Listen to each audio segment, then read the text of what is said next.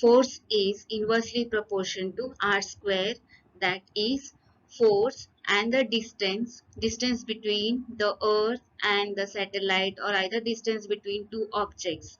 If distance increases, that means force decreases by the factor of 4. Now here we are going to study about the low tides and the high tides. The reason why we get low tides and high tides on our earth. What do you mean by tides? That is the movement of sea water. Now the level of sea water sometimes increases towards the ocean, increases towards the continent, or increases towards its coast. That we call it as tides. Now here these tides, the reason for these tides are the gravitational force. Now whose gravitational force are the responsible for tides on the earth? Gravitational force of the moon. Here you will find moon and the earth.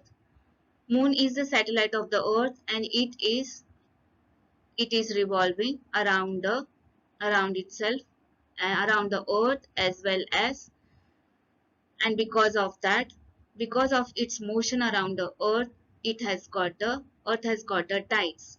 Now wherever the moon is, that that part of that part of the ocean, that is the water, you could see this part of water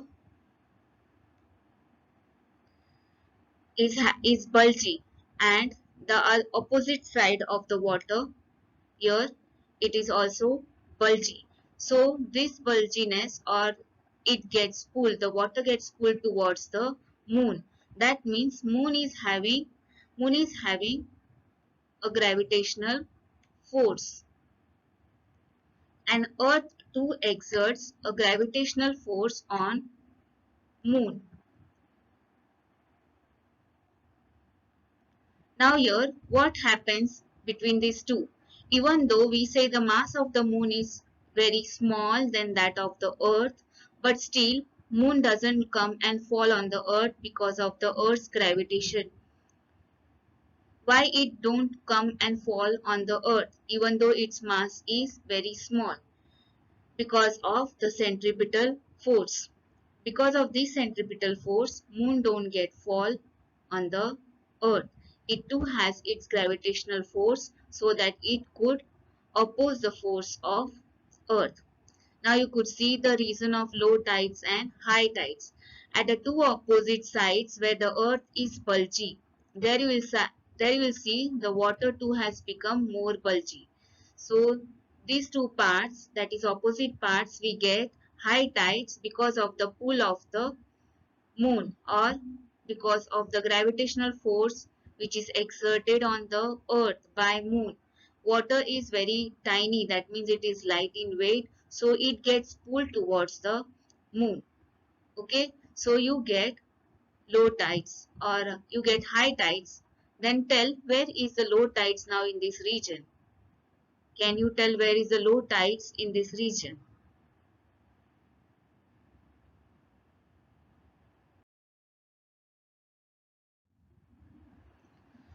Earth's gravitational force. The gravitational force of the earth is very, very weak.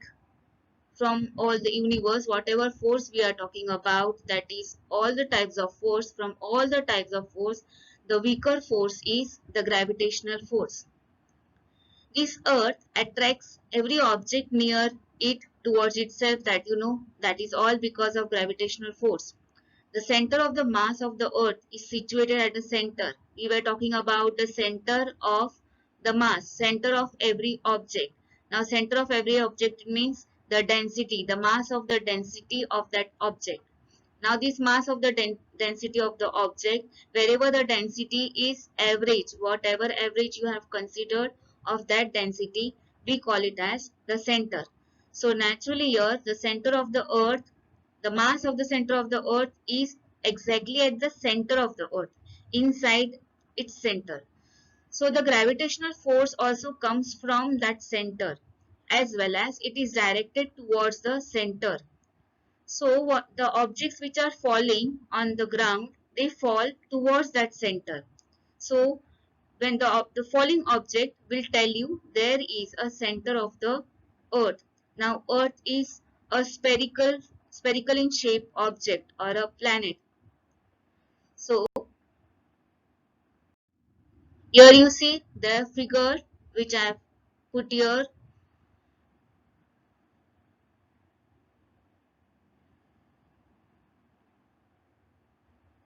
This is no earth, and those arrows which are there, you could see they are directed towards the earth. Okay, even though if you are standing here, see where is your head is towards no below, and your legs are touched to the earth. Where is the center? Your object which is falling from here will fall towards the center. See the another picture. See those boys which are standing at different positions on the earth. You'll find how this boy is standing,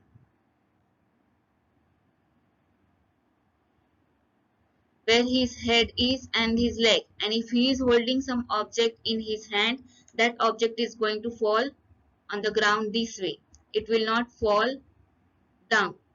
So gravity center, that is the center, gravitational force comes from the center of the earth. And wherever you are placed on the earth, all the objects are going to show you the direction where the center of the earth is.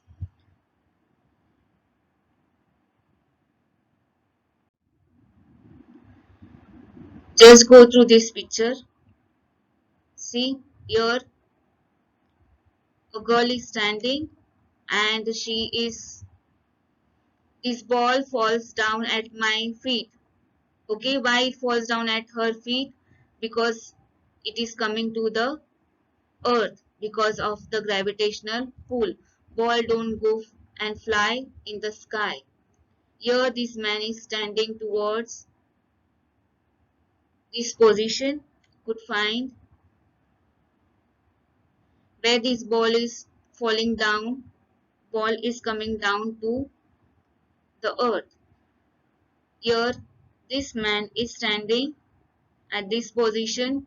See where the ball is moving. Ball is pointing towards the center of the earth.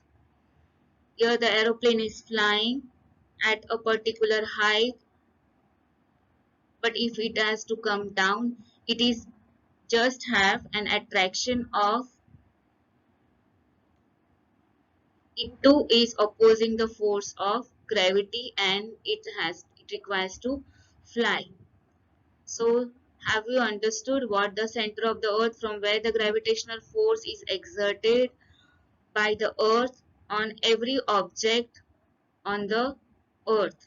Okay, so object continuously falls in the perpendicular direction to the center of the earth. Okay,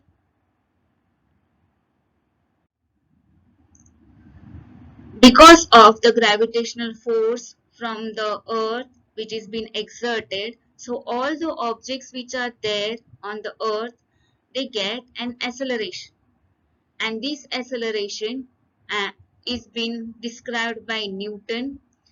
He said that according to Newton's second law of motion, a force acting on a body results in acceleration. What Newton's second law? That is momentum and the acceleration. So here the gravitational force due to the earth on a body results in acceleration. Acceleration, it gets some velocity. The difference in that velocity, we call it as acceleration. So this is acceleration due to gravity, we say, and it is been denoted by the letter G. Okay, so we'll take one example of an acceleration, that is when you are throwing a ball high upwards. It reaches at some height. There you will find a fraction of time the ball stops.